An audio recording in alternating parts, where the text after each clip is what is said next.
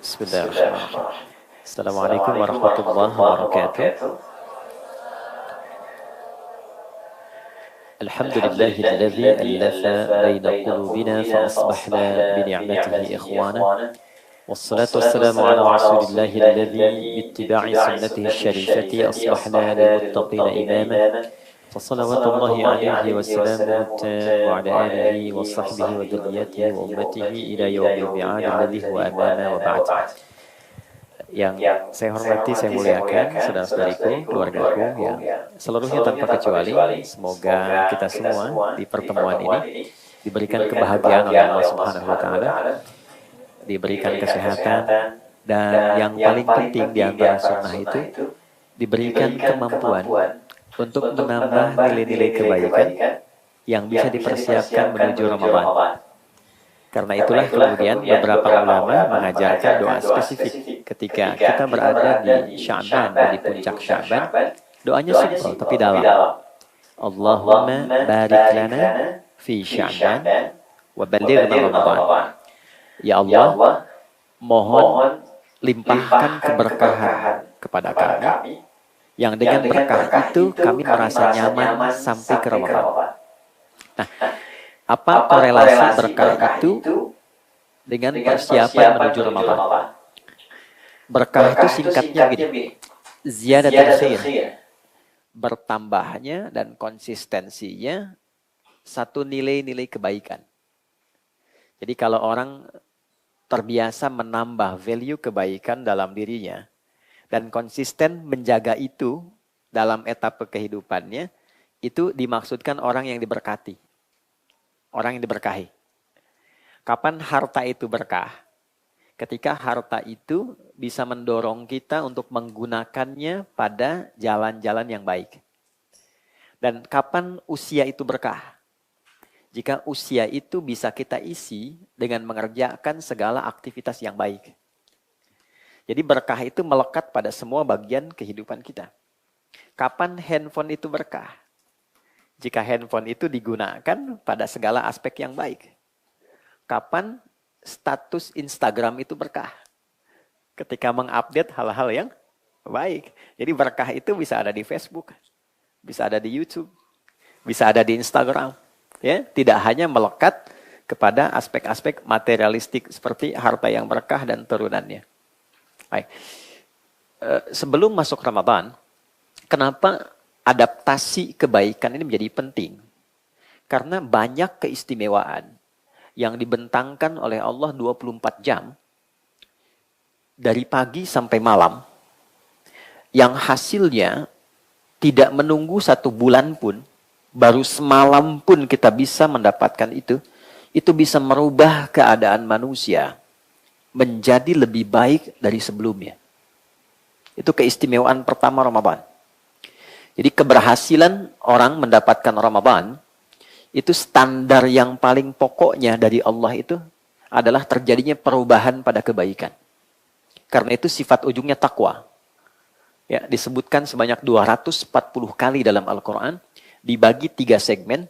Segmen pertama terkait dengan ibadah, segmen kedua terkait dengan pengendalian nafsu, segmen ketiga tentang bab rumah tangga.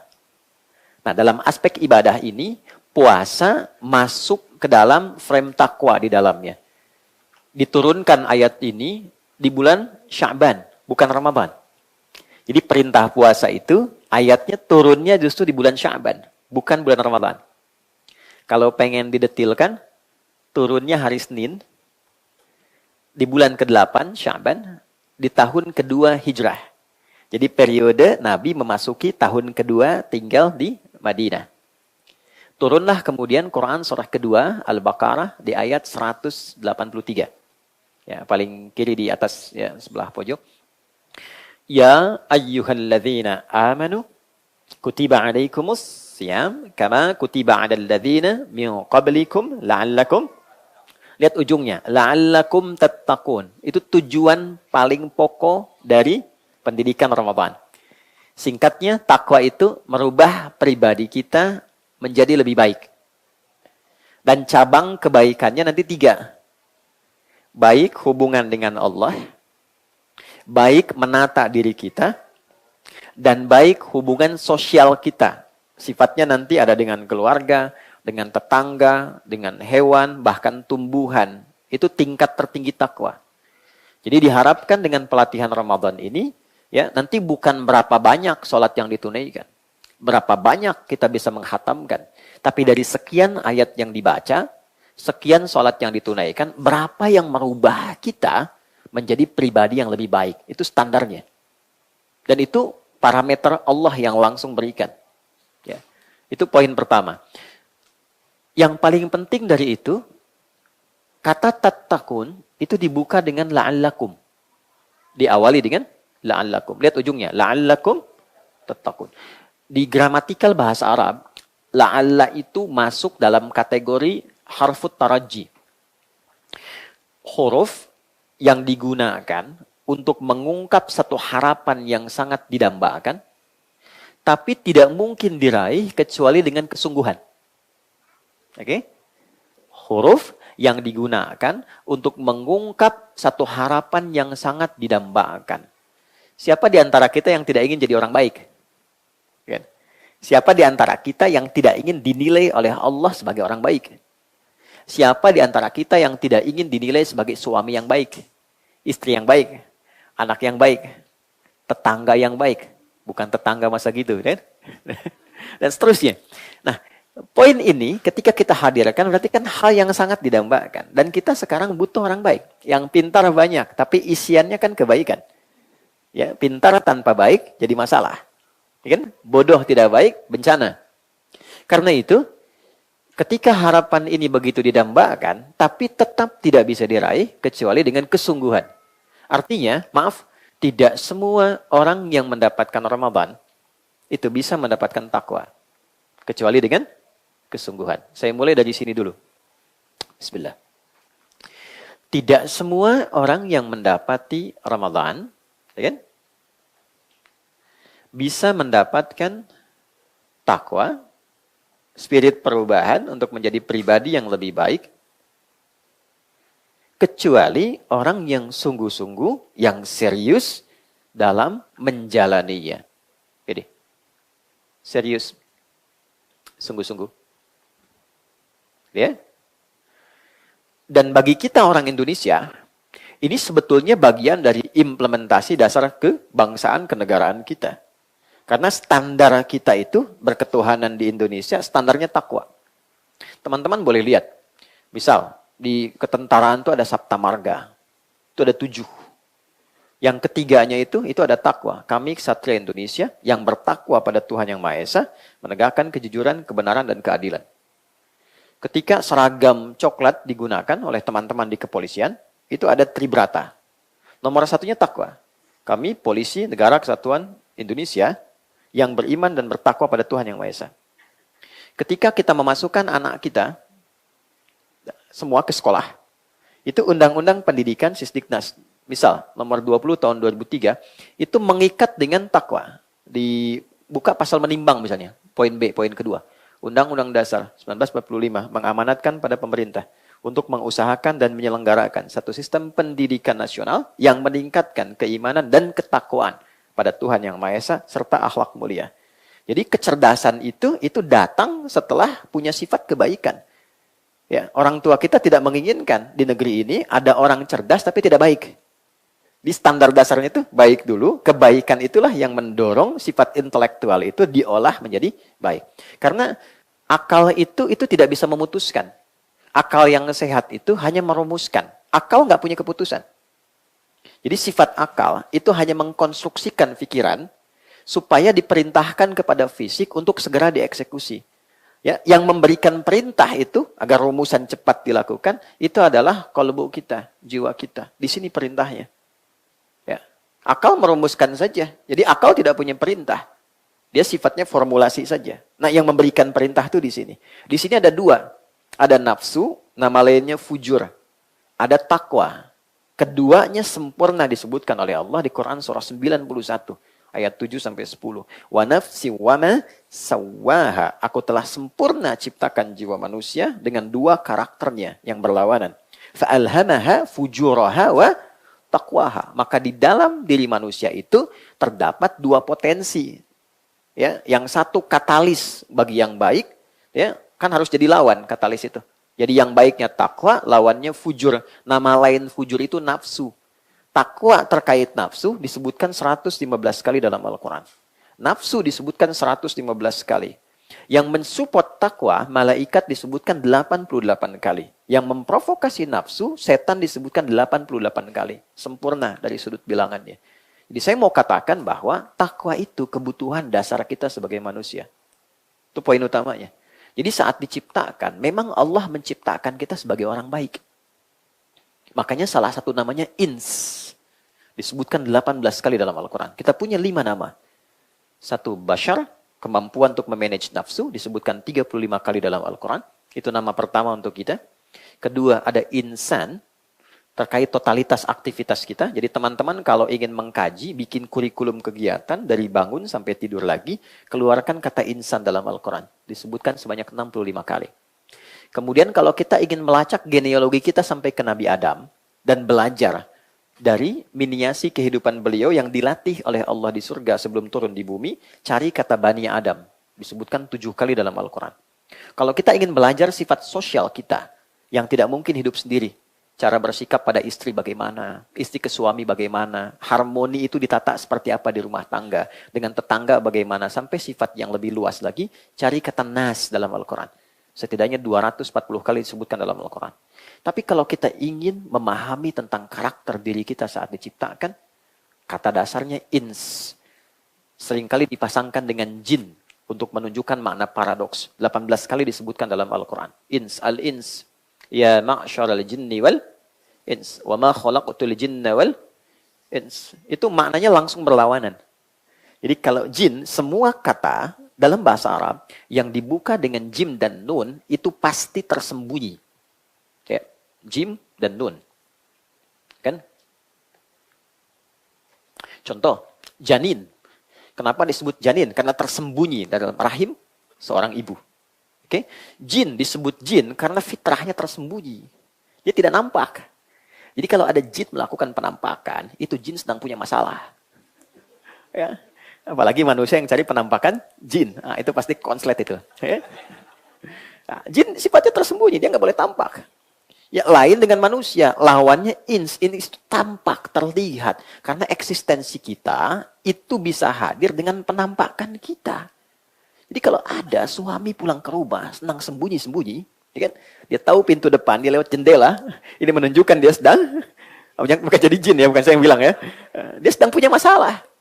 Kalau berpapasan dengan orang dan dia lari jalan untuk sembunyi, itu artinya kedua ini sedang punya persoalan.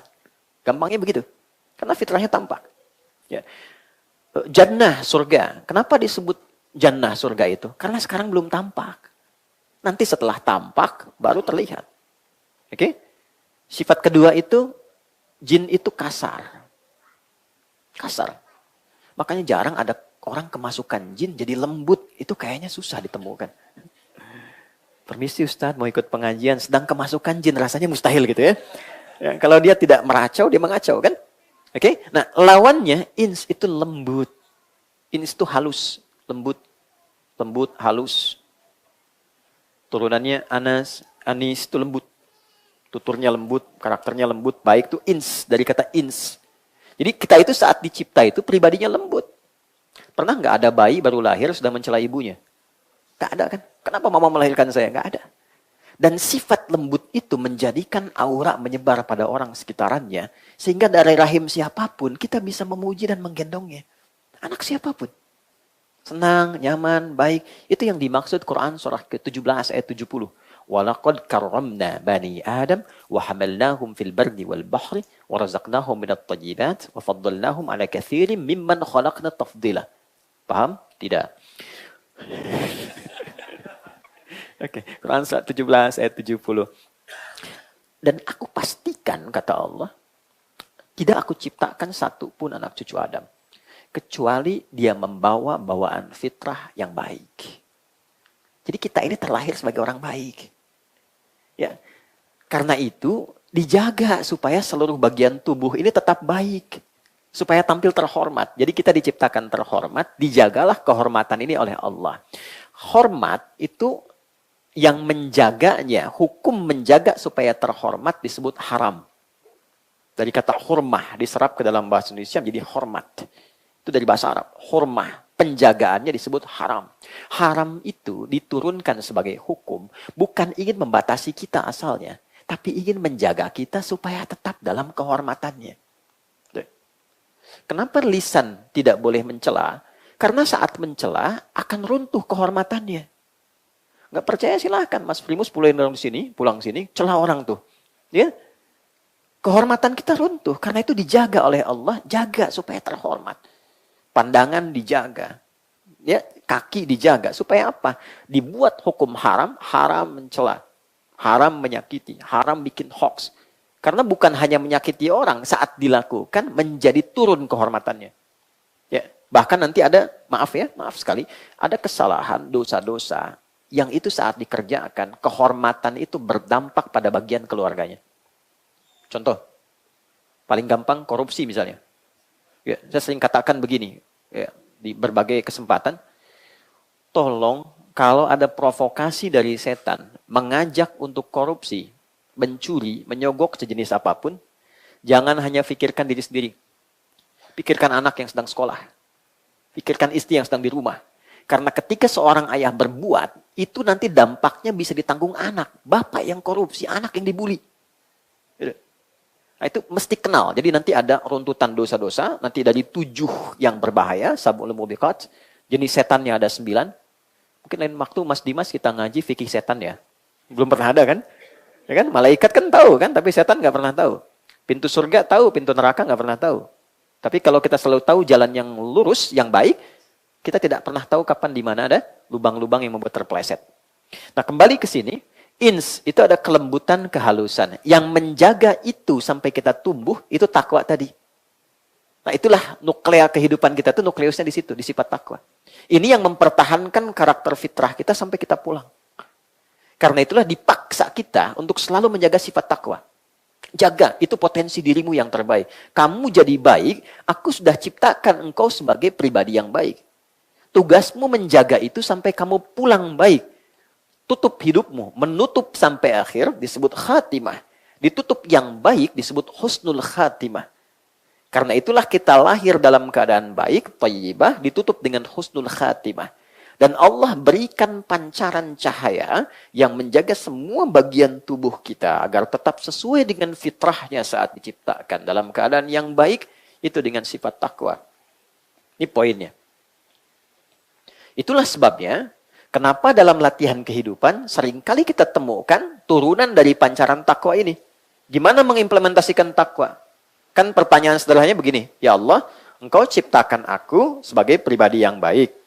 Engkau berikan kepadaku cahaya untuk menjaga diri ini supaya tetap baik. Namanya takwa. Diminta aku memancarkan cahaya takwa itu ke semua bagian tubuhku. Gimana caranya? Gitu kan? Oke? Baik. Kalau ini tidak dilakukan, maka fitrah manusia cenderung akan tertekan oleh kondisi nafsunya. Itu yang menyebabkan yang tadinya tidak punya bakat mencela bisa mencela.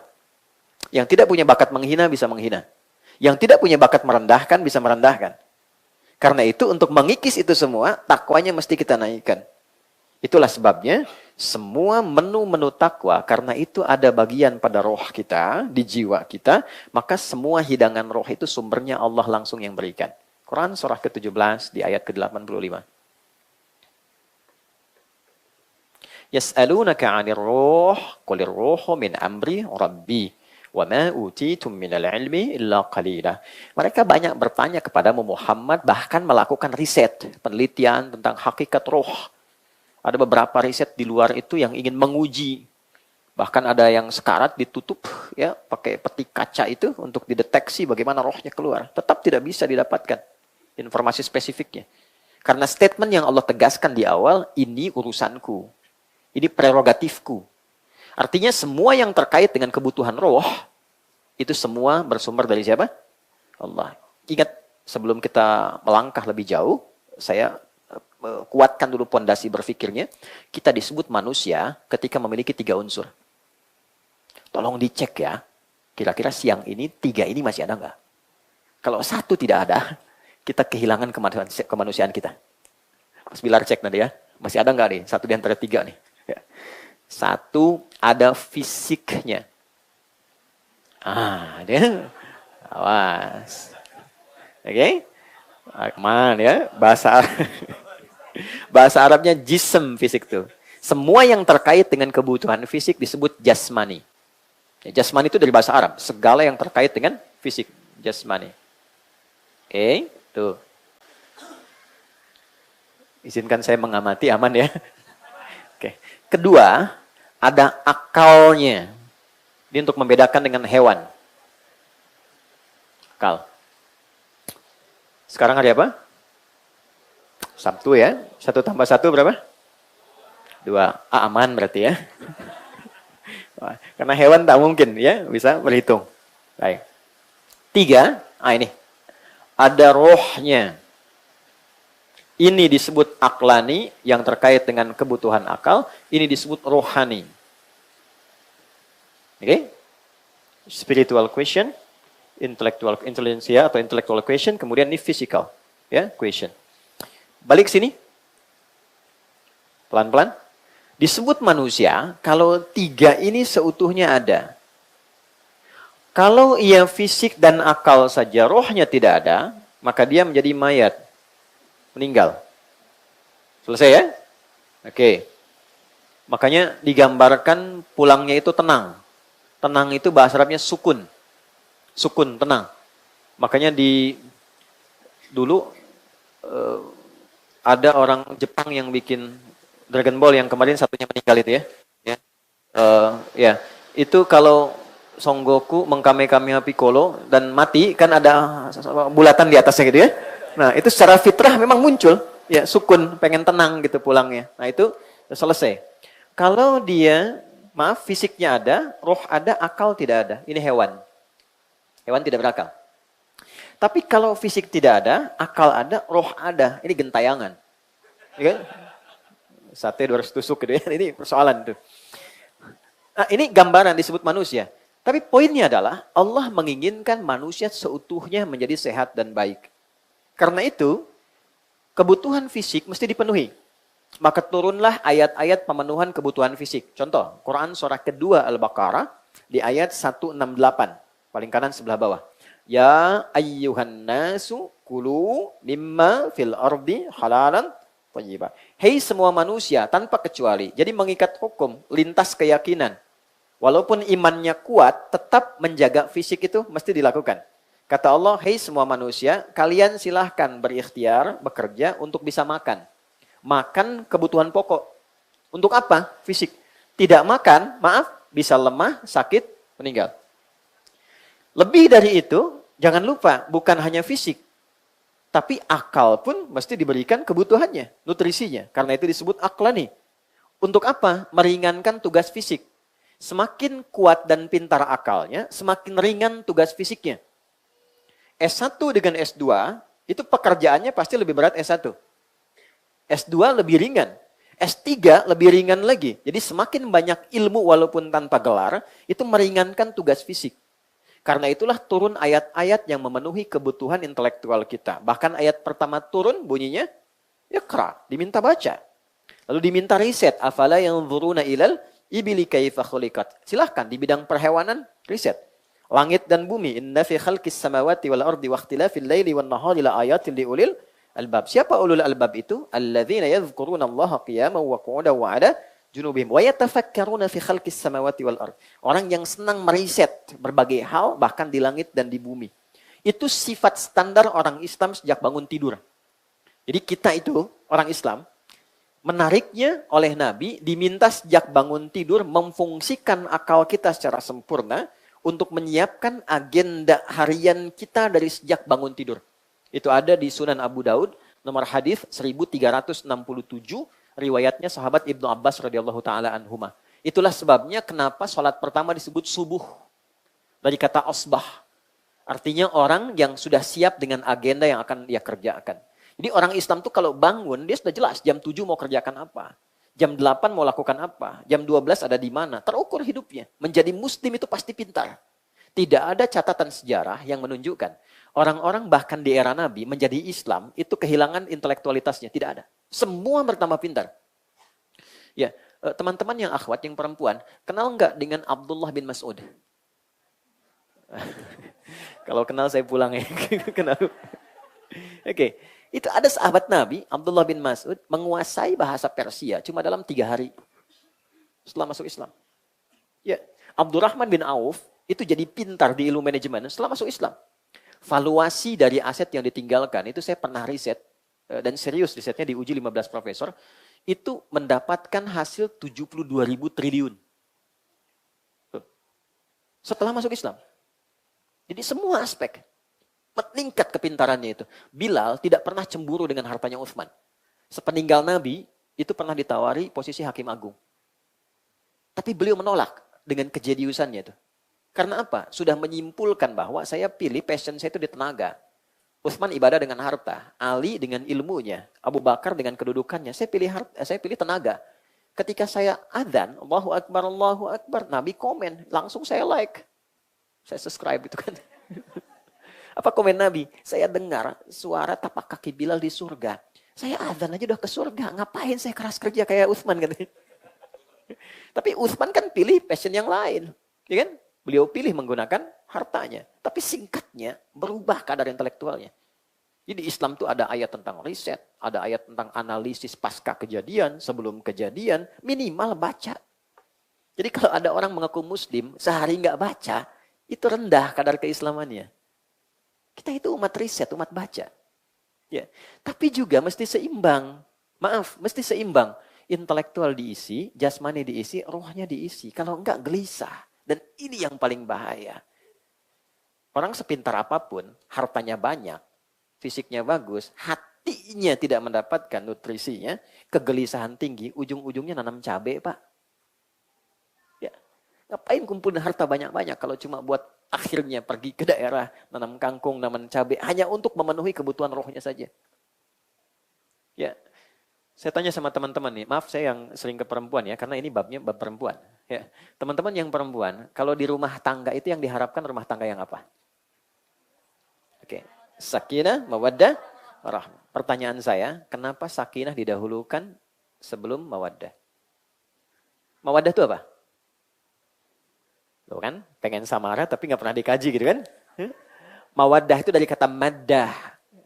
Limpahan materi yang membuat dukungan kehidupan rumah tangga lebih bahagia. Kan? Kan senang saat dapat rumah baru, gitu kan? Senang saat cemberut, datang suami bawa gelang 2 kilo gitu kan. Nah, ya. Handphone baru itu mawaddah namanya. Nggak apa-apa, itu cinta itu berhias materi itu standar, biasa. Ya. Tapi maksud saya, kenapa sakinah didahulukan? Sakinah kan tenang kan? Karena harta yang tidak diiringi oleh ketenangan, itu membuat rumah tangga menjadi hampa. Contoh ya, pilih ya. Kaya tapi gelisah, atau miskin tapi tenang. Tidak ada pilihan ketiga, udah. Itu aja, saya paham saya. Kaya tapi gelisah, atau miskin tapi tenang, pilih. Kan? Kan? Kalau terjebak dilema di antara dua cinta, pilih yang ketiga. Gitu ya. Kaya tapi tenang. Nah, itu poinnya. Nah, untuk menjaga itu, Allah tahu sebelum kita bertanya. Allah tahu sebelum kita berkeluh kesah. Karena itu, ini sudah menjadi standar penciptaan, menjaga kita supaya ada di frame tadi itu, kemudian diberikanlah, diinstal dalam diri kita apa yang disebut dengan takwa. Takwa itu menunya ini. Roh. Karena itu diinstalnya di jiwa. Ketika roh masuk ke dalam fisik, berubah jadi nafas. Diserap ke dalam bahasa Indonesia, bernafas. Itu asalnya dari bahasa Arab. Kenapa bisa bernafas? Karena roh sudah ada ke dalam fisik. Di usia 4 bulan kandungan. Oke, temukan di Quran surah ke-7 ayat 172. Dikonfirmasi di hadis Muslim, dikutip oleh Imam An-Nawawi, hadis keempat di Al-Arba'in An-Nawawiyah. Ya.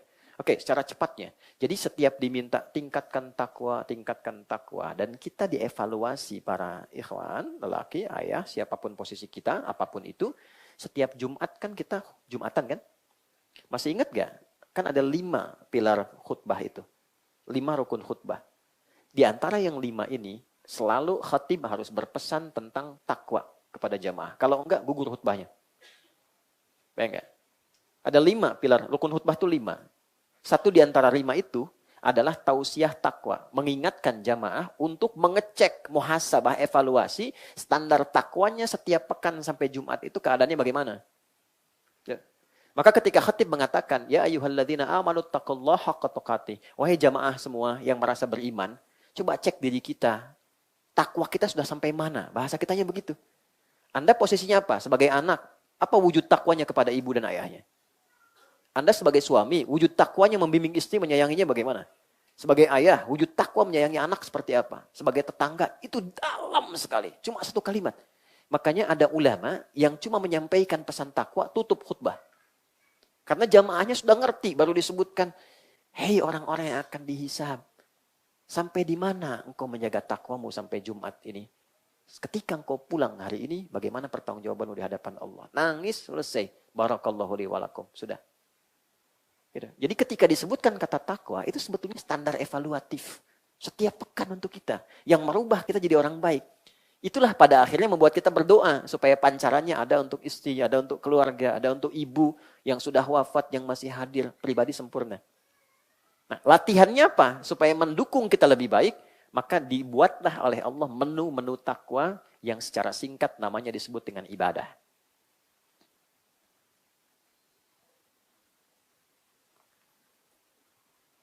Nah, jadi saat diminta ibadah itu sebetulnya bukan ingin memaksa kita melakukan sebuah beban, tidak. Tapi ingin membuat kita menjadi pribadi yang lebih baik dan bahagia. Jadi Allah tuh punya sifat Rahman, kasih yang dalam. Saking kasihnya kita dipaksa bahagia. Aku nggak mau ada hambaku diciptakan baik, jadi tidak baik. Aku tidak ingin ada hambaku kehilangan kebahagiaannya. Maka dipaksa kita menunaikan menu ini. Contoh. Kata takwa pertama yang menjadi menu ibadah kita dalam Al-Quran disebutkan sholat. Babnya sudah dalam kita bahas, sudah ada pertengahan. Silahkan teman-teman cek. Sholat ini ketika pertama disebutkan di Quran disandingkan dengan takwa. Al-Baqarah ayat 2 dan 3. Dzalikal kitabu la raiba fihi hudal lil muttaqin. Alladzina yu'minuna bil wa yuqimunas muttaqin itu orang sholat. Orang takwa, ya kan? Siapa orang takwa? Ciri pertamanya apa? Orang takwa itu adalah orang yang mencoba memancarkan cahaya imannya dengan cara apa? Melakukan sholat satu. Di sholat itu untuk melatih takwa kita supaya muncul pancarannya, sehingga dengan pancaran itu sifat takwa muncul baik. Karena itu ketika orang konsisten sholat, tujuan sholat itu apa? Konfirmasikan, Quran surah 29. Oke, ayat 45. Kita hafal sih tengahnya, tapi awalnya kurang hafal. Ya, tengahnya itu innas sholata tanha 'anil fahsya wal munkar. Utlu ma uhya ilaika minal kitab. Muhammad, baca, pahami, ajarkan pada umatmu. Ini loh kenapa harus sholat. Ini loh maknanya sholat begini. Semua terkumpul dalam Al-Quran, jelaskan olehmu dalam hadis. Kalau sholatnya itu benar, maka pribadi orang itu akan dirubah oleh Allah dan dijaga menjadi baik. Lawan baik apa? Buruk. Jadi untuk mengetahui hakikat sesuatu, cari lawannya. Kalau pengen tahu malam, berarti lawannya siang. Ya kan? Kalau ingin tahu baik, lawannya apa? Buruk. Buruk itu cuma 2. Kalau bukan fahsyah, itu mungkar. Maaf teman-teman, maaf sekali. Maafkan saya. Fahsyah itu keburukan yang bersumber dari buruknya syahwat. Misal, zina, selingkuh, kata-kata jorok, kotor, LGBT, ya, dan sejenisnya homoseksual, lesbian itu masuk kategori fahsyah. Jadi kalau ada orang dalam hidupnya menunaikan sholat, misal, tapi kata-katanya masih kotor, itu ada yang salah dalam sholatnya. Karena pasti sholat itu kalau benar merubah pribadi orang jadi baik. Pasti jadi baik. Gampangnya gini lah, kenapa sih Nabi itu diutusnya di lingkungan masyarakat yang ekosistemnya sudah rusak. Saking rusaknya disebut jahiliyah. Jahil itu orangnya, maaf ya, jahlun itu sifatnya. Kalau dikumpulkan jahiliyah sudah buruk, orangnya ikut buruk. Ya. Kalau mabuk di masyarakat jahiliyah itu, yang paling prematur, pemabuk pemula, itu sehari 5 kali. Pemula itu. Ya. Zina hatam dengan segala jenisnya. Tapi ketika risalah Islam datang dan sholat, berubah semua. Jadi orang baik. Oke, mungkar, keburukan yang diingkari oleh hati. Sumbernya nafsu perut dan akal. mencuri, merampok, membunuh, dan semua jenisnya. Berbohong itu mungkar. Jadi artinya orang sholat itu pasti baik. Makanya kita belajar dari awal sampai akhir kan dengan maknanya. Nah, dua apa? Ternyata ketika orang tanya, ya Allah baru zuhur kok sudah asar lagi. Sering kadang begitu ya. Ya Allah masih enak tidur kok udah dipanggil lagi gitu kan. Kenapa sih mesti sholat? Maka diperdengarkan di telinga kita. Apa manfaat sholat? Telinga bahasa Arabnya udhun. Jamaknya bentuk pluralnya azan. Oke? Maka dalam azan dijelaskan kepada kita supaya didengar telinga kita 5 kali sehari. Kita ingatkan di rumah sama anak sekali belum paham, 2 kali belum paham. Kalau 5 kali belum paham juga kira-kira gimana? Ini tiap hari 5 kali diperdengarkan. Dan tidak putus kata ini selama 24 jam. Itu yang menjadikan rahasia panggilan ini ada jeda tuh di setiap kota. Oke, Bintaro misalnya di sektor sini, itu ketika digeser sedikit ke Ciputat beda 1 menit. Geser sedikit ke Lebak Bulus beda 2 menit. Geser ke Bekasi beda 3 menit. Beda itu menunjukkan kontinuitas lafaz adzan yang tidak pernah berhenti selama 24 jam. Tidak ada satupun karya manusia yang diperdengarkan 24 jam tidak berhenti dan di dalamnya ada makna. Tidak ada. Kalau tidak ada, ini menunjukkan bahwa risalah ini bukan karya manusia. Ya. Ini menunjukkan kebenaran Islam. Kalau dengan seperti ini belum yakin dengan Islam, dengan cara apa lagi diyakinkan? Anda bertanya, ya Allah untuk apa sholat? Nih saya perdengarkan. Hayya 'alas shalah, ayo sholat. Hayya 'alal falah. Falah itu kalau dalam bahasa Inggris, success and happiness. Supaya kau sukses, kau bahagia, kau tenang, kau jadi baik. Nah, itulah pancaran takwa. Jadi kalau ada menu ibadah, dipaksa kita untuk melakukan, bukan ingin memberi beban, tapi ingin memberikan manfaat di balik ibadah itu yang memang dibutuhkan maslahatnya untuk hidup kita. Oke, maaf, di sini rumah Quran kan? Ini saya tanya nih, santri atau teman-teman atau yang mengurus di sini, apa standar keberhasilan interaksi dengan Quran itu? Oke. Kalau ngaji itu dianggap benar ketika apa? Ketika hatam. Ketika banyak. Oke, lihat standarnya. Ini Allah yang sampaikan ya. Quran surah 35, Fatir. Ayat 32. Paling kiri sebelah atas di mushaf tuh. ثُمَّ أَوْرَثْنَا الْكِتَابَ الَّذِينَ اصْطَفَيْنَا مِنْ عِبَادِنَا فَمِنْهُمْ ظَالِمٌ لِنَفْسِهِ وَمِنْهُمْ مُقْتَصِدٌ وَمِنْهُمْ سَابِقٌ بِالْخَيْرَاتِ بِإِذْنِ اللَّهِ ذَلِكَ هُوَ الْفَضْلُ الْكَبِيرُ. Perhatikan kalimatnya, ayat 32. Quran surah 35 Fatir ayat 32. Lalu dengan keagunganku, aku berikan anugerah Quran itu diwariskan pada sebagian hamba-Aku. Maka ada di antara mereka yang mencoba menghafal, membaca Quran, cuma sayang tidak merubah mereka menjadi lebih baik. Zalimu li nafsi, malah dia zalim pada dirinya. Ya. Qurannya tidak merubah dia menjadi baik. Zalim itu tidak menempatkan sesuatu pada tempatnya. Ini gelas, ada air untuk minum. Gayung air untuk mandi. Ada orang minum pakai gayung, mandi pakai gelas. Zalim. Ada orang hafal qul huwallahu ahad tapi lisannya mengatakan maaf semua agama sama menuju pada Tuhan yang sama. Itu zalim namanya. Ada orang hafal ayat la yasra qaumin qaum jangan saling mencela lalu dia mencela itu zalim namanya. Jelas? Ada wa minhum muqtasid ada ahli Quran yang paket hemat. Paket hemat baru untuk dirinya belum bisa berbagi dengan orang lain. Cirinya apa? Nyender-nyender di tembok, ulang-ulang hafalan, baca, tapi diminta jadi imam, saya belum layak. Nah, itu paket hemat. Oke? Baik. Yang berhasil siapa? Wa minhum sabiqum bil khairati biiznillah. Ada yang dengan izin Allah dia mendapatkan perubahan dari setiap ayat yang dia baca. Jadi ukuran standarnya bukan berapa banyak dihafalkan. Hafal banyak, bagus, luar biasa. Tapi yang diukur oleh Allah, berapa dari ayat itu yang merubah kita menjadi lebih baik. Itu poinnya. Makanya ayat Quran itu tematik. 114 surah, 30 juz, 6.236 ayat, 52.000 kosakata, itu ada tema. Imam Al-Bukhari mengeluarkan 97 tema dari 114 surah. Makanya kitabnya disebut Al-Jami'. Kita kenalnya Sahih Al-Bukhari. Padahal nama lengkapnya Al-Jami' As-Sahih Al-Musnad Al-Mukhtasar min umuri Rasulillahi sallallahu alaihi wasallam wa sunanihi wa ayyamihi. Itu nama kitabnya. Coba ulangi. Ini. Oke. Karena panjang kita singkat Sahih Al-Bukhari. Kitab saya kata beliau berisi tentang tematik judul-judul bertema Yang saya sandarkan riwayatnya dan saya verifikasi dari Nabi tentang keseharian Nabi dan menu-menu sunnahnya dalam 24 jam.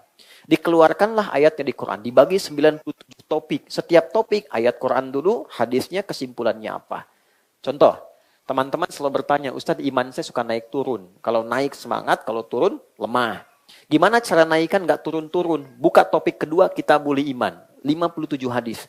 Nanti ada uraian subtopiknya. Apakah karena sebab pekerjaan, sehingga iman turun? Apakah sebab rumah tangga? Apakah sebab perilaku? Apakah salah makan? Itu lengkap 57 hadis. Diisi dengan ayat.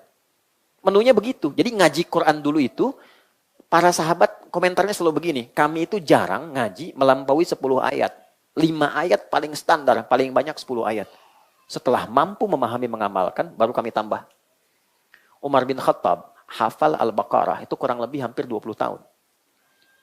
Ya. Dengan amalnya. Dengan amalnya. Ya. Apakah pribadi biasa? Tidak, beliau jenius. Sangat jenius. Toha Hussein punya kitab tentang kejeniusan Umar. Abqariyah atau Umar. Nah, secara singkat gini. Kalau saya pengen akselerasi. Ya, waktu terbatas. Ya, saya pengen akselerasi. Saya ingin pancaran takwa mengalir cepat ke semua bagian tubuh saya. Gimana caranya? Dengan satu amalan, saya kumpulkan semua keistimewaan tadi. Maka ada satu amal. Nah, ini rahasia di antara kita ya, lagi ini aja. Ada satu amalan yang saat dikerjakan, semua amal lain ikut dan mempercepat pancaran cahaya takwa kita. Itulah puasa. Itulah apa? Puasa. Ya. Karena saat puasa dikerjakan, semua amal yang tadi disebutkan, semua akan ikut. Gak percaya. Orang kalau tidak puasa, jangankan sunnah, fardu terlambat rasanya biasa. Orang kalau sedang puasa, jangankan fardu, ketinggalan sunnah dia gelisah. Oke? Saat tidak puasa, nggak baca Quran biasa. Saat sedang puasa, nggak baca Quran, rasanya ada yang kurang. Gitu. Tidak puasa, ada orang minta di depan mata, belum tentu diberi. Saat puasa, yang tidak kelihatan, mulai dihitung. Di sini duafanya berapa ya? Yatimnya berapa ya? Itu hebatnya puasa. Dan saat yang bersamaan, puasa itu bisa menekan fungsi-fungsi nafsu. Jadi taat meningkat, maksiat ditekan. Ya, maaf, orang bohong, itu libur dulu bohongnya kalau puasa. Koruptor itu libur kalau puasa tuh. Ya, minimal takut batal puasanya. Ya. Ya, ada kisah tetangga, itu pemarah luar biasa. Suaminya pemarah, marah aja gitu. Lihat orang, marah. Jalan sama istrinya, sedang puasa. Buka jam 6, 6 kurang seperempat, dapat provokasi dari tetangganya. Sore. Tapi beliau nggak marah, dia diam aja kan. Istrinya tanya, Mas, nggak marah, tumben. Nanti habis maghrib. Habis maghrib dia lupa. Gitu ya. Jadi ada kondisi yang luar biasa di puasa itu. Itulah sebabnya Allah turunkan menu ini tahunan untuk mengakumulasikan semua etapa kehidupan kita agar dalam tahap itu berubah menjadi baik seutuhnya. Turunlah ayat ini di bulan Sya'ban, hari Senin, ya kan? Kemudian di tahun kedua Hijrah.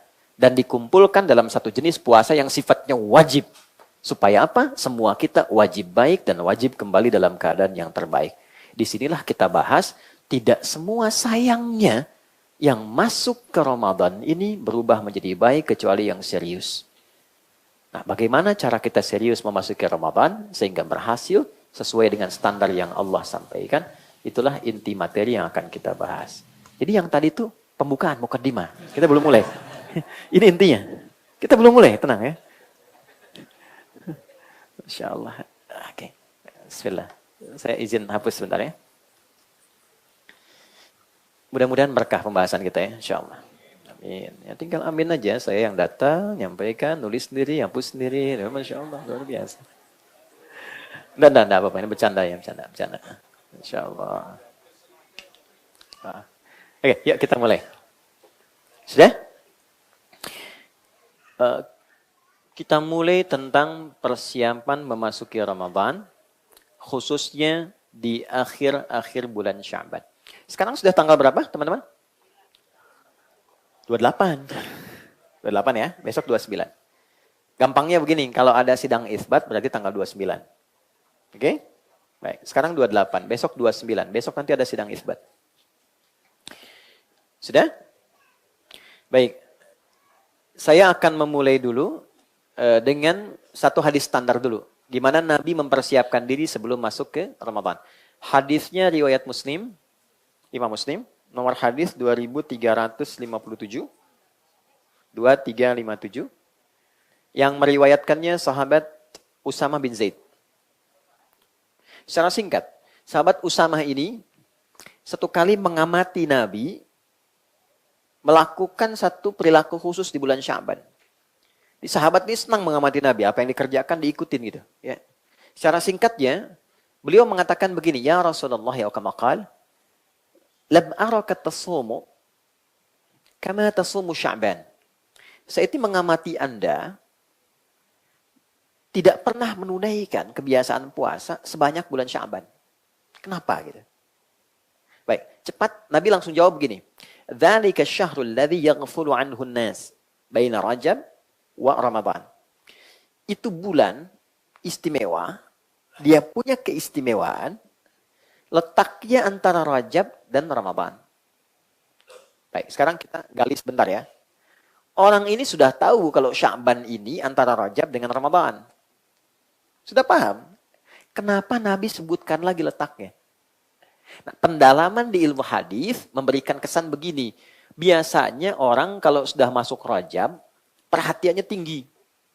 Belajar tentang sholat, Isra Mi'raj, peringatan Isra Mi'raj. Ya, itu dibawa sampai bahkan ke Sya'ban. Sehingga peringatan Isra Mi'raj pun yang Rajab itu bisa dilakukan di Sya'ban. Ya, sehingga lupa, tahu-tahu udah dekat Ramadan. Nunggu Ramadan. Padahal ternyata desainnya itu Sya'ban adalah momentum untuk persiapan menuju Ramadan. Adaptasinya di Sya'ban, bukan di Rajab. Rajab punya keistimewaan tersendiri, Sya'ban punya babnya sendiri. Jadi saat masuk Sya'ban, Nabi ungkap, satu, ini tolong catat ya, karena tinggal sehari. Setelah itu sudah masuk Ramadan. Apa keutamaan yang pertama? Satu, turfa'u fihil a'malus salihah ila rabbil alamin. Keutamaan Sya'ban yang pertama, semua amal kita yang biasa cuma dicatat. Ada malaikat tuh, ladaihi raqibun atid, yang mencatat, catatan itu akan diungkap. Ya, faman ya'mal mithqala dzarratin khairan yarah, wa man ya'mal mithqala dzarratin syarran yarah. Sekecil apapun diungkap lewat catatan itu. Iqra kitabak kafa bi nafsikal yauma 'alaika hasiba. Diungkap, lihat isi catatanmu. Khusus bulan Sya'ban itu tidak sekedar dicatat. Itu catatan semua amal manusia langsung dibawa naik, lalu ditampilkan di hadapan Allah. Dibacakan, diviralkan. Perhatikan di sini, yang perlu dicatat. Allah itu tidak dinaikkan pun sebelum dicatat sudah tahu amal hambanya. Sebelum dilakukan pun sudah tahu Allah. Kenapa ada kalimat, ada redaksi ini sampai diangkat, ditampilkan? Maksudnya memberikan motivasi kepada kita yang tidak tahu tentang itu. Oke? Begini, kalau ada orang dapat award dari perbuatan baiknya dan diumumkan se-Indonesia, senang nggak? Senang. Ya. Ada orang disebutkan, diviralkan amalnya di hadapan Allah. Ya, teman-teman lagi baca Quran nih. Kalau di luar Sya'ban, diberi nilai, dicatat setiap hurufnya 10. At-Tirmidzi nomor hadis 2910. Setiap baca satu huruf 10. Salat selesai 10. Berjamaah kali 27. Di masjid kali lagi 25. Itu konstruksi hadisnya. Tapi kalau Anda kerjakan itu di bulan Sya'ban, baca satu ayat, dapat nilai, langsung dilaporkan, disebutkan. Si fulan baca ini sekian ayat, si fulan baca sekian ayat. Langsung diviralkan di hadapan arsy-Nya Allah Subhanahu wa Ta'ala. Karena itu kata Nabi, aku tidak ingin dalam keadaan amalku diangkat, aku sedang tidak baik-baik saja. Itulah sebabnya aku menyiapkan diri. Ya. Dan cara paling efektif menyiapkan diri itu supaya jadi baik, akselerasinya puasa. Itulah sebabnya Nabi banyak puasa di bulan Sya'ban, sunnah. Jelas ya? Itu kemuliaan pertama Sya'ban. Yang kedua, kenapa ini menjadi penting? Kata Nabi, wa baina Ramadan, karena akan datang Ramadan yang keistimewaannya lebih dahsyat lagi. Maka kita harus masuk ke Ramadan dalam keadaan yang sudah baik. Kalau belum baik, nanti adaptasinya lambat. Orang sudah meraih keistimewaan, kita masih adaptasi. Maaf, bukan kita ya. Ada orang yang masih adaptasi gitu. Kan kita tidak pengen ikutan gitu ya. Oke? Baik. Jadi, apa yang Nabi ungkap? Satu, membiasakan diri saat Sya'ban akan memudahkan adaptasi tubuh kita menjalani ibadah di Ramadan. Metabolisme tubuh kita tuh sudah mulai menyesuaikan. Nah ini fikih, maaf teman-teman, maaf sekali dengan kalimat ini. Saya dengan teman-teman mu'alaf. Tahun ini pertama kali puasa. Latihannya Sya'ban. Oke, ada anak-anak misalnya baru tumbuh nih, mau balik tahun ini. Latihannya Sya'ban. Jadi sampai zuhur bukanya itu Sya'ban. Terus sampai dia kuat asar. Nabi itu ngajarinnya simple, sayang banget sama anak-anak cucu gitu ya. Jangan dipaksa bu. Karena Allah saja tidak menghisap. Anak belum balik, dia dilatih puasa tuh. Mama lapar duhur, buka. Alhamdulillah nak. Asar tuh mama lapar, sudah nggak tahan lagi. Tahannya nak 2 jam lagi. Gitu. Nggak usah, buka. Biarkan dia bertahap. Dia merasakan kenikmatannya. Nanti dari gitu, adaptasi tubuhnya naik, besoknya teruskan lagi. Sampai dia kuat ke maghrib. Begitu Ramadan, terbiasa. Jelas ya? Itu gambarannya. Jadi secara jasmani terlatih, kemudian secara rohani disiapkan jadi baik. Kenapa? Karena secara rohani, spirit kita dibagi oleh Allah pada 3 bagian. Jadi ada 3 kelompok manusia berdasar keimanannya, spirit imannya dalam memasuki Ramadan. Dan ini hanya diungkap dengan 1 huruf saja. Ya. Disebutkan 361 kali dalam Al-Quran. Ya. Yaitu huruf panggilan. Harfun nida. Nida. Oke. Huruf panggilan itu ada 14 dalam bahasa Arab. Ayo teman-teman santri nih ya, kalau nanti belajar gramatikal, nah, Ustaz, cari kitab Nahwu tuh, Syarah Alfiyah bin Malik, Syarah Ibnu Aqil, yang tahqiq editorialnya Muhyiddin Ad-Darwishi. Cari jilid pertama, nanti ada footnote di situ saat masuk pembahasan panggilan, nida. Ada 14, bisa A, bisa Ya, Aya, dan seterusnya. Tapi di Quran yang digunakan cuma 1. Ya, 361 kali. Kenapa? Karena secara fungsional, huruf ya ini bisa mencakup semua fungsi. Dia memanggil yang dekat, menengah, atau jauh. Maaf, harfun nida, linida'il qarib, wal mutawassit, wal ba'id. Huruf yang digunakan memanggil objek, baik yang dekat, menengah, ataupun jauh. Teruskan, nanti saya balik untuk menegaskan. Ayyuha disebutkan 150 kali dalam Al-Quran. Oke, ayyunya munada untuk menguatkan sebuah hukum, haknya tanbih mengingatkan orang yang dipanggil menunaikan hukum itu. Alladzina disebutkan 1080 kali dalam Al-Quran. Oke, kata sambung konjungsi menunjuk pada objek tanpa batas. Semua tanpa kecuali. Laki-laki, perempuan, besar, kecil, apapun statusnya. Kaya, cukup, punya kedudukan atau tidak. Terpanggil dengan itu.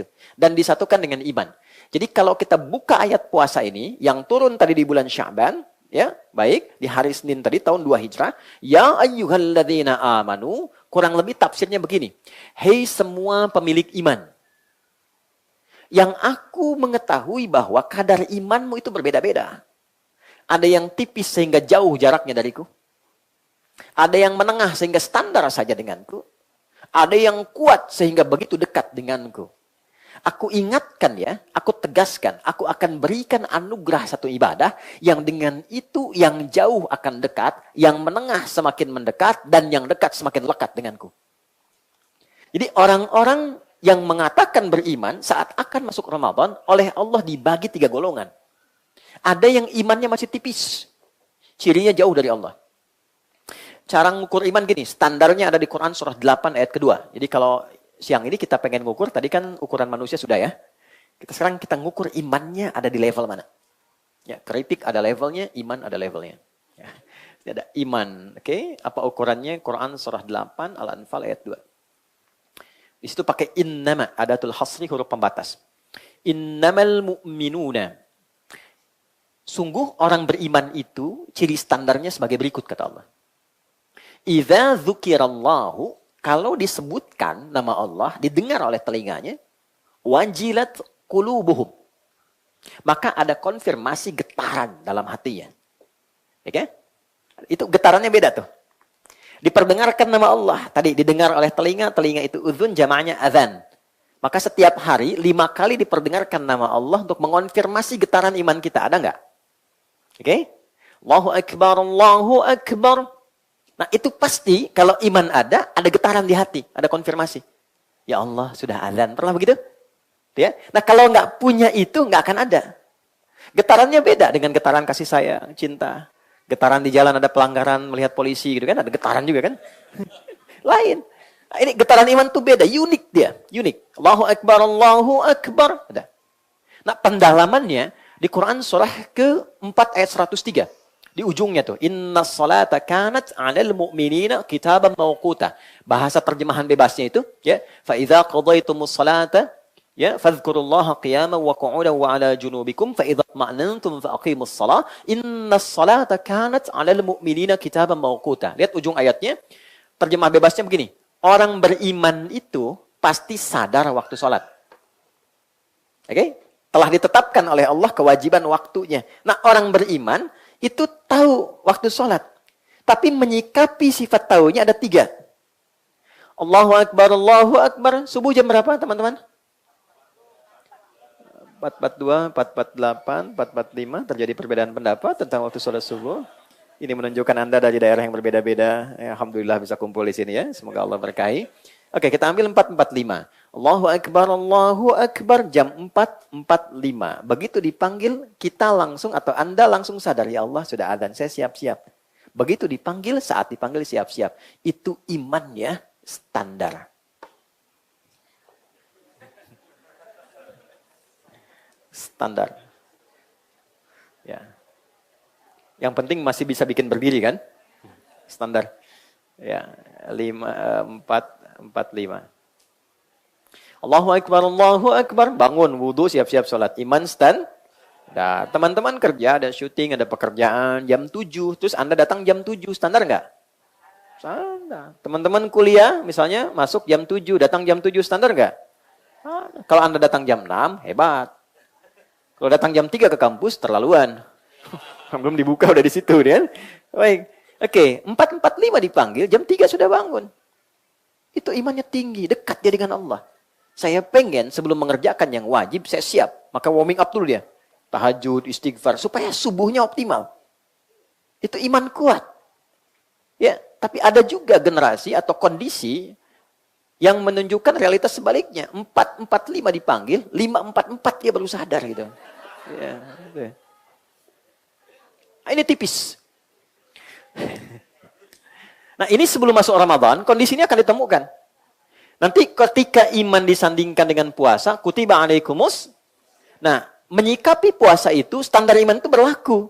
Bagi orang yang imannya kuat, dari jauh hari sudah berharap, ya Allah, kapan tibanya, tanggal berapa puasanya. Bahkan ada orang yang baru tuntas Ramadan tahun lalu, sudah berharap Ramadan lagi. Yang standar biasa aja, sekarang biasa aja, nanti pas waktunya puasa, saya puasa. Gitu. Ada yang ketika akan dekat, ya Allah kok cepat amat ya puasanya. Kapan bukanya, kapan sahurnya. Ya, baru buka udah ngelihat sahur, baru sahur udah nyatur jadwal buka. Dan nanti kalender akan turun. Sudah berapa hari puasanya nih? Puasa tinggal sekian hari gitu kan, dihitung. Motivasinya pengen cepat selesai. Kan? Hebatnya gini, inilah indahnya Allah. Dan di sini kita diminta meneladani sifat Allah. Ya, cuma dengan satu huruf, ya. Perhatikan kedalaman, kita ngajinya pakai ilmu balaghah namanya. Di ilmu balaghah itu ada begini. Ada ilmu ma'ani, ilmu bayan, ilmu badi'ah. Ma'ani itu memilih kata, diksi yang sesuai dengan objek yang kita hadapi. Kapan sopan, kapan standar, kapan tegas, dan sebagainya. Bayan mengungkap satu kalimat sehingga mudah dimengerti oleh lawan bicara. Badi' menyampaikan kalimat yang jelas dan indah sehingga nyaman diterima lawan bicara. Menyampaikan tidak terasa digurui. Mengutarakan tidak terasa kalau diajari. Itu badiah. Nanti babnya ada di rumah tangga. Ya. Sayang kamu cantik deh, itu biasa. Tapi kalau pakai badi, Masya Allah, sayang sini deh. Kenapa? Coba lihat ke atas. Rembulan aja, kalah sama aura cantikmu malam ini. Nah itu badiah. Ya. Yang terjadi kan lain, orang gak banyak belajar kan itu ada dalam Islam. Yang ada kan kukira hari Minggu ternyata hari Rabu. Kukira kau menunggu ternyata cari yang baru. Oke, nah Allah cuma pakai satu kata aja. Ya. Perhatikan cara menerjemahkannya. Hei hambaku, yang engkau merasa punya iman. Aku tahu kualitas imanmu itu masing-masing berbeda. Ada yang tipis merasa jauh dariku. Ada yang standar, ada yang kuat. Aku berikan satu anugerah dengan rahmatku, ibadah Ramadan. Yang dengan itu aku tidak peduli berapapun kualitas imanmu.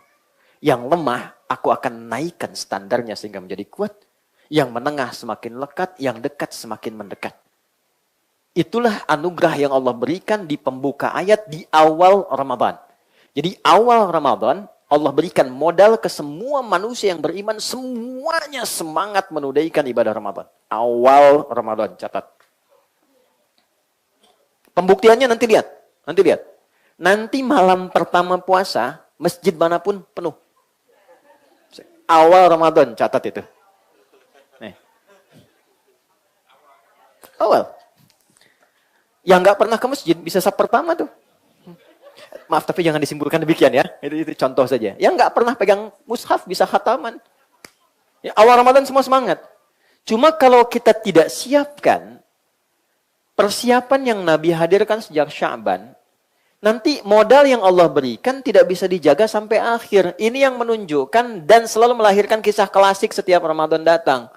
Pertengahan kan terjadi kemajuan kan? Sabnya maju tuh. Ya kan? Akhir Ramadan makin maju kan? Ya kan? Orientasi orang udah mudik kan? Dan dia tidak menyiapkan mudik akhiratnya. Itu problemnya. Karena itu, sejak Ramadan, Nabi menyampaikan sebuah pesan agar setiap umatnya menyiapkan kurikulum Ramadan sebelum memasukinya. Supaya jelas kegiatan apa yang direncanakan saat masuk Ramadan. Jadi nggak ada yang bingung, malam pertama apa yang dikerjakan, paginya apa, kegiatannya apa, tengah-tengah apa, targetnya apa, sampai terakhir. Sehingga nanti ukuran keberhasilannya apa? Sampai finish. Baik. Nah, secara singkat ada 5 program, 5 kurikulum, 5 agenda yang di-highlight oleh Nabi untuk disiapkan sejak Sya'ban. Dan kita ada 1 hari untuk merumuskan itu semua, lalu mencapai target saat Ramadan tiba di tahun ini. Ya, mudah-mudahan dimudahkan insya Allah ya. Nah, tidak cukup dengan amin, saya sebutkan dulu, kita bahas dulu ya. Oke. Kita masih ada waktu kurang lebih hampir 12 atau 15 menit ke depan. 1. Meningkatkan sholat. Pelan-pelan ya. Meningkatkan sholat. 2. Meningkatkan interaksi dengan Al-Quran. Interaksi dengan Al-Quran. 3. Memperbanyak sedekah. Memperbanyak sedekah. 4. Memperbanyak doa. 5. Memperbanyak taubat. Memperbanyak taubat. Ini 5 agenda pokok yang mohon dengan sangat optimalkan saat Ramadan. Sesuai kemampuan kita masing-masing. Baik, yuk kita detilkan dengan cepat. Memperbanyak sholat. Saya berikan ukuran standar saja ya. Standar. Jadi nanti dalam sehari usahakan dijaga yang standar ini. Sehari itu maksudnya siang malam. 40 rakaat. Berapa rakaat? 40, oke. Kita pecah dulu. 40 ini 17 yang fardu, yang sholat wajib. Subuh sampai isya ya. Oke, rumusnya cepat. 24, 4, 3, 4. Ya. 2 rakaat subuh, 4 rakaat zuhur, 4 asar, 3 maghrib, 4 isya. Oke. Baik. 17 jumlahnya. 12 rakaat sunnah rawatib. Oke. Rawatib itu dari kata ratib atau tertib. Yang nempel dengan yang fardu. Tersusun dengan yang fardu. Bisa sebelum, bisa setelah. Oke. Jumlahnya 12. Yang terakhir, ya, 11 rakaat sholat malam. Yang nanti kita sebut dengan tarawih. Nanti kita jabarkan. Ya. Saya sebut standar itu kalau nanti pengen 23 boleh. Pengen 39 boleh. Saya ambil yang paling standar untuk memudahkan. Baik, 17 tambah 12, 29, tambah 11, 40 kan? Baik ya? Oke, nanti kita rincikan ya satu-satu. Manfaatnya apa? Kalau kita sholat sekarang, sholat fardu, dapat pahala. Sekali sholat 10 kebaikan. Ya. Pahala itu nanti ditampakkannya saat akan meninggal. Baru ditampakkan. Kalau teman-teman ngaji surat At-Tahrim, surah ke-66, ada 12 ayat, 5 sifat. Ketika masuk ayat 11 sampai 12, itu kan ada kalimat yang viral dari Sayyidah Asiyah, istrinya Firaun. Ketika akan dieksekusi, lalu diikat di tiang, akan dieksekusi, beliau berdoa. Doanya viral. Dan ini jadi sanad doa ya. Jadi teman-teman kalau ingin dimudahkan dengan amalnya saat sakaratul maut dan ditampakkan hasilnya saat pulang kepada Allah, itu bisa digunakan sanad doanya. Rabbi benili indaka baitan fil jannah. Ya. Wa najjini min fir'auna wa amalih. Ini kisahnya beliau. Jadi ketika akan dieksekusi, beliau mengatakan gini, ya Allah, dengan segala perjuanganku menjaga imanku, mohon buktikan dan hadirkan janjimu untuk membangunkan istana untukku di surga. Dan tampakkan menjelang wafatku, supaya aku dengan itu tidak merasakan kejiknya hukuman Firaun. Ditampakkanlah oleh Allah istana surganya. Ketika itu senyum, saat senyum itulah komen Firaun. Kita langsung dislike aja gitu ya. Jadi begitu komen, ini perempuan, bla bla bla, saya tidak bisa mengungkapkannya, mau dibunuh kok masih sempat tersenyum. Jadi dia melihat fisiknya, tidak melihat apa yang dirasakan secara spiritualnya. Jadi begitu senyum, meninggal dalam senyumnya. Dia tidak merasakan hukuman Firaun. Diwafatkan dalam keadaan demikian. Nah itu yang dimaksud husnul khatimah. Husnul khatimah itu saat mau meninggal, itu ditampakkan surganya hasil ibadahnya. Itu dikonfirmasi di Quran surah 89 ayat 27 sampai 30. Ya ayyatuhan nafsul mutmainnah. Mutmainnah itu sifat tumakninah. Tumakninah itu dalam ibadah. Ruku tumakninah, sujud tumakninah. Tumakninah membentuk sifat mutmainnah, jiwa yang tenang. Nanti saat dipanggil pulang, jiwanya pulang, ya ayyatuhan nafsul mutmainnah, irji'i ila rabbiki radiyatan mardiyah. Aku ridho dengan amalmu, engkau ridho dengan pemberianku. Apa pemberian Allah itu? Fadkhuli fi ibadi, karena engkau ibadah, punya sifat ibad. Wadkhuli jannati, masuk ke surgaku. Ini surgamu nih, dibentangkan. Itu yang menyebabkan orang senyum, meninggal. Ada yang baca Quran, sesuai kebiasaan. Ada yang sedang sholat, sujud, tanpa surga meninggal. Mau begitu? Nanti zuhur sebentar lagi, ya, tak sholat. Tapi kalau belum ajal, belum tentu. Ya. Ada yang sedang mengajar, senyum. Ada yang sedang belajar, senyum. Ditampakkan. Itu sifatnya gitu. Ya, sifat bagiannya. Nah, saya balik ke aspek tadi. Sholat itu yang standar kita menunaikan setiap wajib. Dapat pahala kebaikan, nanti ditampakkan saat akan pulang. Kalau di hari biasa, 10. 10 itu begini. Jangan 1, 2, 3, bukan begitu ngitungnya. 1 ke 2, 500 tahun. 2 ke 3, 500 tahun. 3 ke 4, 500 tahun. Kalau teman-teman tunaikan berjamaah, kali 27 lagi. Kalau ditunaikan di masjid, kali 25. Itu gambaran pahalanya. Jadi sayang kalau nggak ke masjid. Minimal jamaah. Oke? Kalau Ramadan, kali 10 lagi. Kali 10 lagi. Jadi jangan terlambat. Ya, yang 17 itu, sholat fardu. Sholat sunnah, yang tadi 12, itu menyempurnakan yang fardu. Jadi kalau ada yang kadang subuh, rakaat pertama fokus, rakaat kedua sudah mulai ingat kreditan, ingat jemuran, kan? Macam-macam. Itu yang menutupi itu sholat sunnah tadi, yang 12 rakaat. Tutup semua. Khusus untuk Ramadan, ditambahkan kemuliaannya, di luar Ramadan, kalau konsisten dijaga sampai meninggal 12 rakaat itu, Allah langsung perintahkan malaikat bangunkan istana di tepian surga untuknya. Hadisnya sahih di At-Tirmidzi. Man shalla itsnatai asyrata rak'atan arba'an qabla adh-dhuhri, rak'ataini ya ba'daha, rak'ataini ba'dal maghrib, rak'ataini ba'dal isya, rak'ataini qabla subhi, bunya lahu bihinna baitun fil jannah. Aku akan jamin dari kalimat Nabi, orang yang konsisten menunaikan 12 rakaat yang mengiringi salat fardu siang atau malam sampai meninggal dunianya, hadiahnya dari Allah dibangunkan satu istana di tepian surga. Itu di luar Ramadan. Ramadan kali 10 kali lipat lagi. Khusus untuk salat malam, tarawih, qiyamul lail.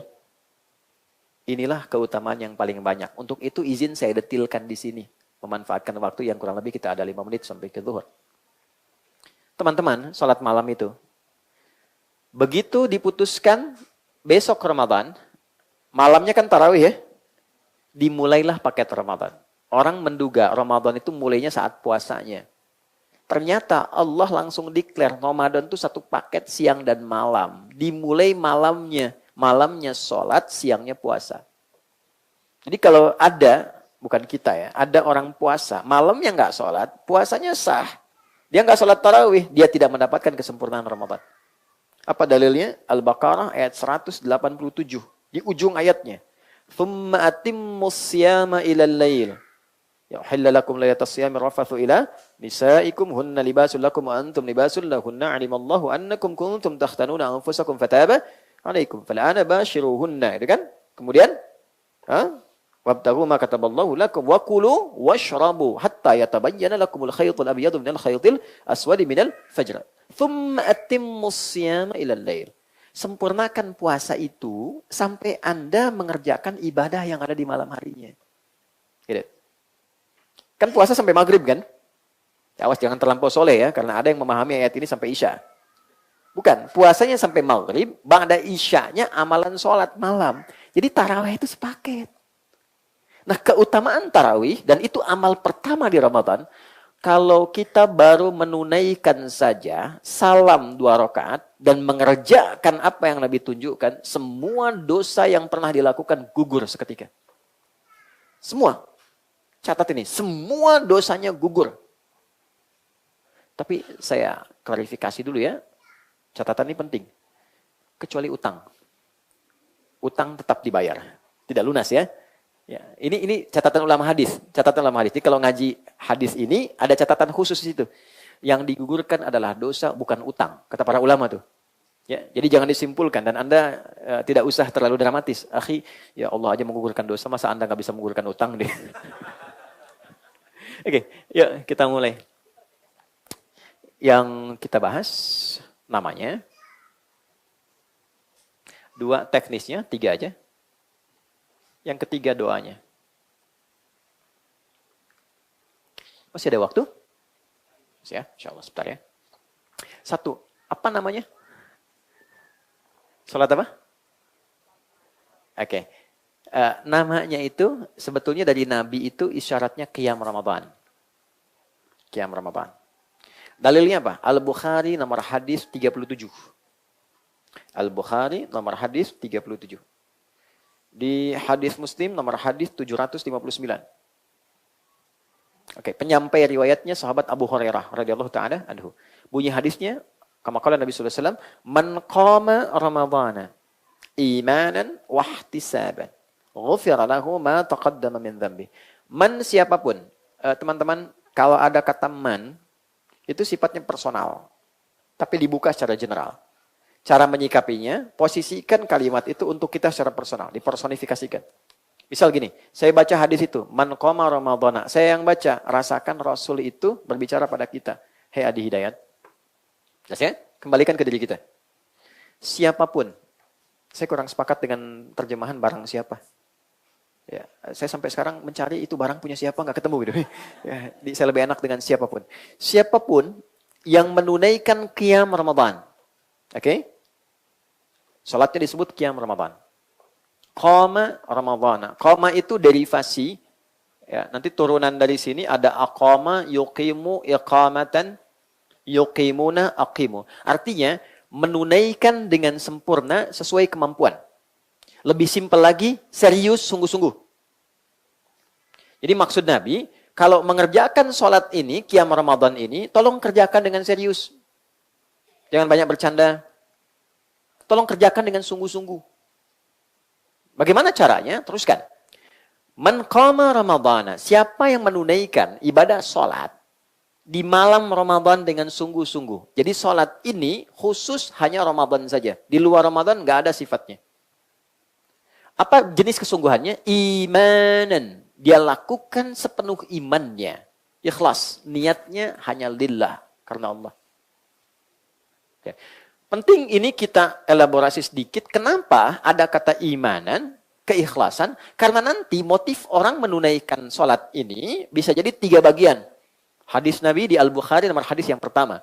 Innamal a'malu bin niyat. Wa innama likulli imri'in ma nawa. Faman kanat hijratuhu ilallahi wa rasulihi fa hijratuhu ilallahi wa rasulihi. Motif pertama, lillah, ikhlas. Oke?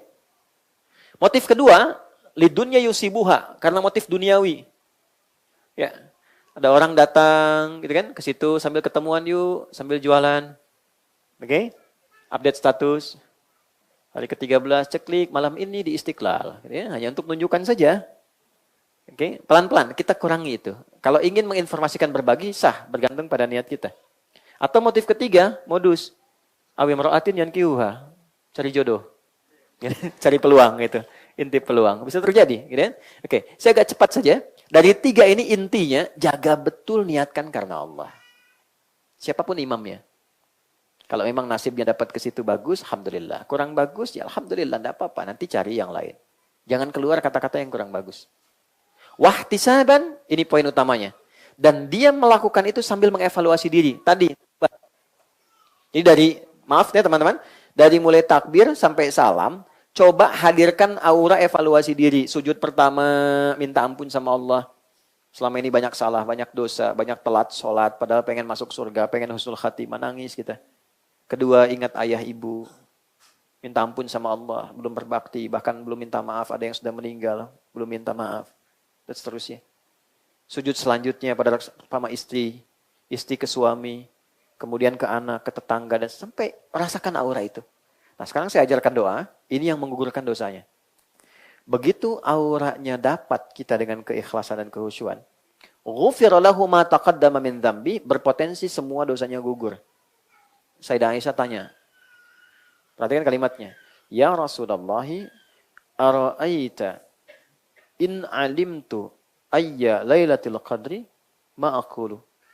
Ya Rasulullah, kalau aku merasakan sensasi aura yang berbeda di malam aku sholat, seakan mendapat malam Al-Qadar, tenang, nyaman, apa yang aku baca? Bacaan inilah yang kalau dibacakan ikhlas, gugur dosa kita semua. Saya bacakan, Anda boleh ikuti. Allahumma innaka afuwun tuhibbul afwa fa'fu anni. Ada riwayat kedua. Allahumma innaka afuwun karim tuhibbul afwa fa'fu anni. Oke. Kurang lebih begini, ya Allah, Engkau yang paling sayang kepadaku. Dan Engkau yang paling memuliakan setiap hambamu. Engkau yang mencintai siapapun hambamu yang memohon ampunan dan pemaafan. Hamba merasa hamba banyak dosa.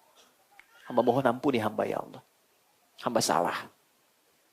Begitu Anda ucapkan dengan ikhlas. Dan Anda hadirkan suasana dosa itu apa yang kita perbuat. Mengalir air mata. Air mata itulah yang mengkonfirmasi gugurnya semua dosa yang pernah dikerjakan. Jika itu bersamaan dengan komentarnya malaikat, amin, kata malaikat, seketika selesai semua dosanya. Nah, itu mahal sekali.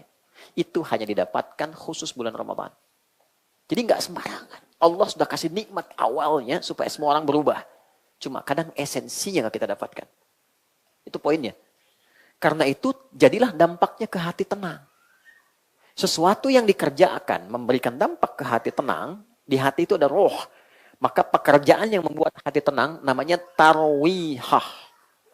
Ya, minta waktu sedikit 5 menit. Tarwihah. Hal yang membuat hati kita damai, tenang, nyaman. Kalau kita kerjakan berkali-kali, minta lagi, minta ampun lagi, mohon lagi, maka bentuknya berubah jadi jama', tarawih. Nah, disinilah muncul kata tarawih. Ini. Ulama memviralkan nama tarawih sebagai sifat bagi qiyam Ramadan. Diviralkan sifatnya. Kenapa? Untuk memberikan kesan dampaknya supaya serius dan sungguh-sungguh. Sholat tarawih yuk, maksudnya apa? Kalau sholat yang tenang ya. Hatinya yang damai, yang nyaman. Pilih imam yang baik, yang enak, yang nyaman. Sehingga dampak ke hati bagus. Ya, itu yang menjadikan Sayyidah Aisyah ditanya oleh para sahabat di Al-Bukhari nomor hadis 2010 itu ditanya. Gimana sholatnya Nabi? Itu Allahu Akbar. Semua kesaksian yang sholat di belakang Nabi tidak pernah merasakan kenikmatan, tenang, damai hati sholat kecuali sholat di belakang Nabi. Kalau baca ayat rahmat, terasa kita mendapatkan anugerah itu. Kalau baca ayat neraka berlindung supaya umatnya nggak dapat itu. Kalau baca ayat surga diulang-ulang supaya umatnya dapat itu gitu. Tak terasa rakaat pertamanya 5 juz 4 halaman. Ya. Dan orang-orang yang di belakang Nabi itu besoknya tidak ikutan lagi. Ya. Akhirnya dilihat, diriset berapa rakaat Nabi sholat itu. Ya. Secara singkatnya, rakaatnya nggak ada batas. Cuman standarnya 11 rakaat. Standarnya berapa? 11. Nah, 11 itu begini. Formulanya bisa 2 plus 2 plus 2 plus 2 plus 2 plus 1. Ini ada di Abu Daud. Nomor hadis 1367 dari Ibnu Abbas. Oh, ya, sebentar ya. Bisa juga dengan 4 plus 4 plus 3. Ini ada di Al-Bukhari. Nomor hadis 2010. Rawinya sahabat Aisyah radhiyallahu ta'ala anha. Konfirmasi oleh Umar bin Khattab. Oke? Baik. Singkatnya begini. Nabi itu setiap satu rakaatnya itu kurang lebih 5 juz 4 halaman terus turun. 5 juz, rakaat kedua 4 juz, ketiga 3 juz terus gitu. Menyesuaikan kekuatan berdirinya. Oke? Baik. Sampai ke Abu Bakar eranya, ini masih berlaku. Tapi ke zaman Umar sudah meluas. Islam sudah ke Persia, menyebar. Ketahanannya berbeda. Karena kasusnya makin meningkat ketika imam salah, makin hilang jemaah. Kan?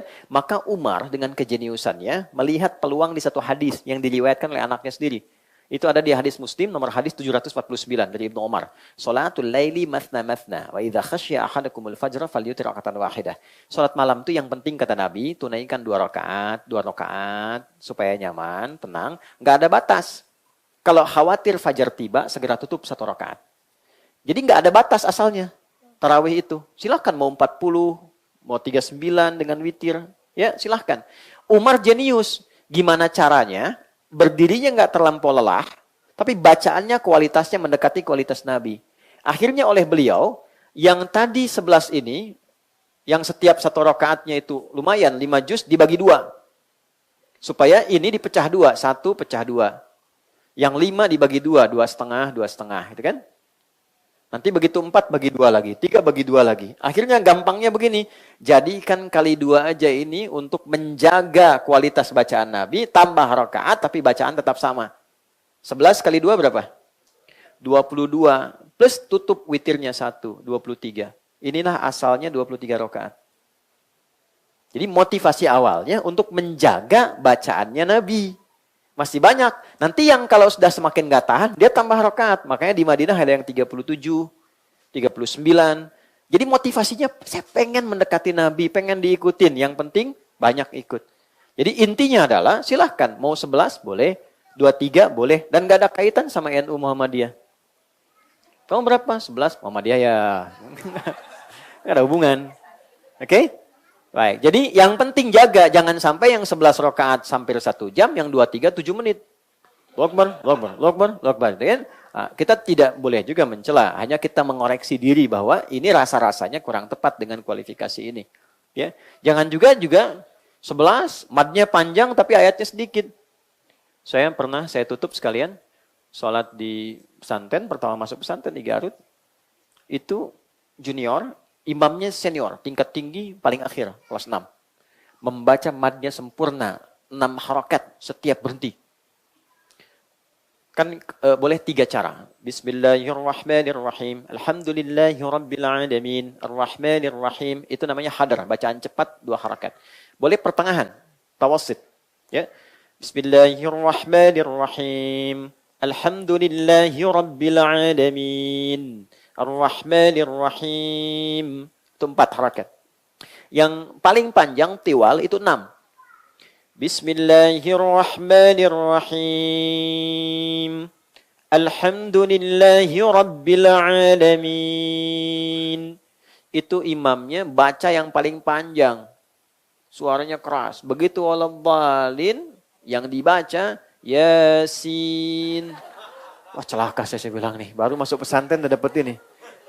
Tapi kita tawakal dan manfaat tawakal itu berkahnya banyak. Yasin, Allahu Akbar.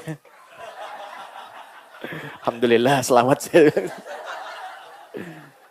Ya. Oke, jadi itulah kurikulum yang kita siapkan. Sayang waktunya mungkin sudah selesai teman-teman. Jadi nanti silahkan dengan Quran dirinci satu-satu. Ya, bisa baca saja, memperbanyak. Nanti ada formulasinya. Bisa mengkaji, memahami, bisa juga menghafal. Kalau bisa bagi 3, 10 hari pertama saya usahakan hatam 30 juz. Jadi sehari 3 juz tinggal dibagi aja. 10 hari kedua, kan tiap hari baca Al-Fatihah. Coba ambil satu buku, tafsir, lihat, kaji. Pahalanya banyak. Banyak sekali. 10 hari ketiga mungkin menghafal juz amma, ikutnya itikaf sedikit-sedikit ya. Optimalkan. Sedekah, cari yang cerdas. Ya, punya uang 50.000, belikan mushaf, simpan di RKM. Ya, atau berikan mereka makanan supaya ngajinya keluar. Setiap yang dibaca kita dapat pahalanya. Oke. Kemudian doa iringi dengan yang baik-baik. Tolong dari sekarang dirinci, bikin listnya. Udah, yang spesifik aja butuhnya apa, minta yang dibutuhkan. Ya, masalah keluarga, masalah dengan orang tua, masalah dengan anak-anak, masalah dengan diri pribadi, satu-satu tulis. Nanti setiap hari minta, fokuskan satu, minta satu. Tapi dengan rasa mintanya. Ya. Nah, saya kira itu yang bisa kita bahas. Mudah-mudahan ada manfaat yang bisa kita dapatkan.